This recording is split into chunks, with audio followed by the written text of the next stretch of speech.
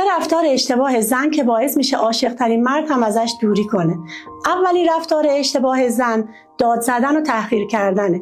زمانی که یه زن موقع دعوا و عصبانیت داد میزنه باعث میشه که از ظرافت زنانگیش کم بشه. این به این معنی نیست که زنها اصلا حق ندارن عصبانی بشن یا اینکه همیشه باید ساکت بشن، بلکه به این معنیه وقتی که داد زدن جای گفتگو رو میگیره جذابیت زن میاد پایین. رفتار اشتباه دوم اینه که موقع دعوا پرونده 10 سال پیش اون مرد رو هم بیاری وسط و از اولین اشتباه شروع کنی به گفتن تا اشتباه امروزش.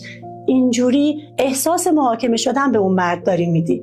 و اشتباه سوم اینه که وقتی مرد میاد از نقطه ضعفش برای تو درد دل میکنه و حرف میزنه، زمانی که از ترساش، ناراحتیاش، از آسیب‌هایی که دیده برات درد دل کرده، بعدن تو بخوای علیهش استفاده کنی، این باعث میشه مرد دیگه بهت اعتماد نکنه و دیگه برات درد دل نکنه.